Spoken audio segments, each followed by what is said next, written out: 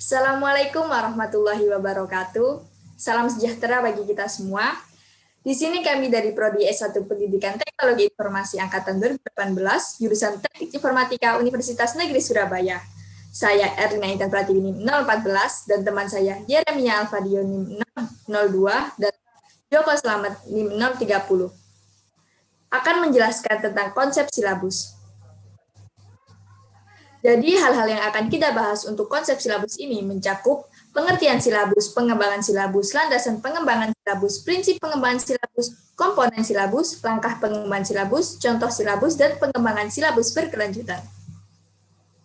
Pengertian silabus. Silabus adalah rencana pembelajaran pada suatu dan atau kelompok mata pelajaran atau tema tertentu yang mencakup standar kompetensi, kompetensi dasar, materi pokok pembelajaran, kegiatan pembelajaran, indikator pencapaian kompetensi, penilaian, alokasi waktu, dan sumber belajar. Pengembangan silabus. Tujuan dikembangkannya silabus adalah membantu guru dan tenaga kependidikan lainnya dalam menjabarkan kompetensi dasar menjadi perencanaan belajar mengajar.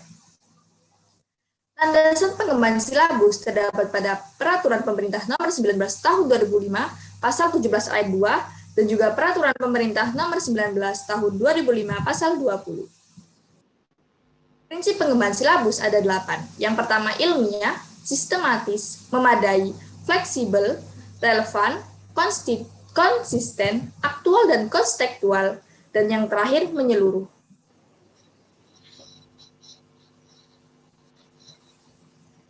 Komponen silabus. Ada beberapa komponen silabus. Yang pertama yaitu standar kompetensi.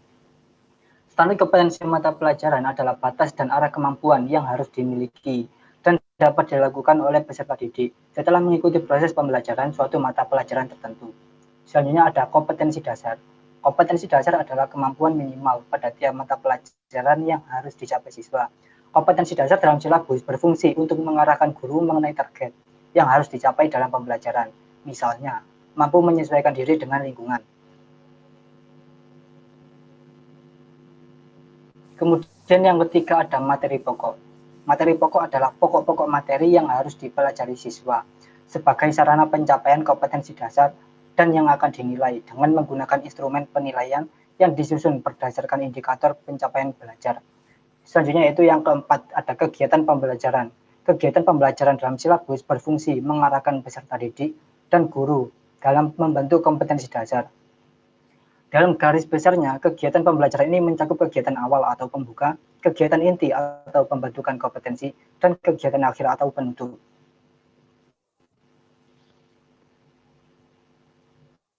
Kemudian ada indikator. Indikator merupakan penanda pencapaian kompetensi dasar yang ditandai oleh perubahan perilaku yang dapat diukur yang mencakup sikap, pengetahuan, dan keterampilan. Selanjutnya ada penilaian. Penilaian dalam silabus berfungsi sebagai alat dan strategi untuk mengukur keberhasilan belajar peserta didik. Kemudian ada alokasi waktu. Alokasi waktu dalam silabus adalah pengaturan waktu untuk kegiatan pembelajaran sesuai dengan kalender pendidikan. Kemudian ada sumber belajar.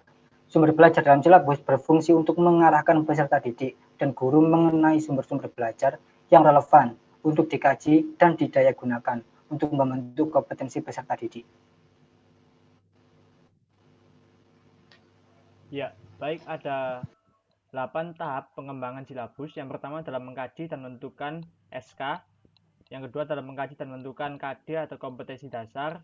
Yang ketiga adalah mengidentifikasi materi pokok. Dan yang keempat adalah mengembangkan kegiatan pembelajaran. Yang kelima adalah merumuskan indikator pencapaian. Dan yang keenam adalah menentukan jenis penilaian. Dan ketujuh menentukan alokasi waktu. Yang terakhir, ke-8 menentukan sumber belajar. Nah, baik, bisa kita lihat di sini contoh silabus sudah ada kompetisi dasar, materi pokok, pembelajaran, penilaian, alokasi waktu, dan juga sumber belajar seperti tahap pengembangan silabus sebelumnya.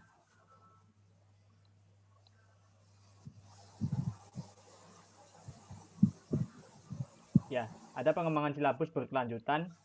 Ya, dapat dijabarkan ke dalam pelaksanaan rencana pelaksanaan pelajaran, dilaksanakan, dievaluasi, dan ditindaklanjuti oleh masing-masing guru dikaji dan dikembangkan secara berkelanjutan dengan memperhatikan masukan hasil evaluasi hasil belajar, evaluasi proses, dan evaluasi rencana pembelajaran.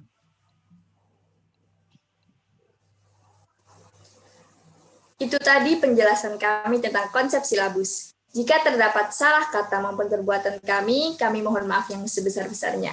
Sekian dari kami, terima kasih. Wassalamualaikum warahmatullahi wabarakatuh.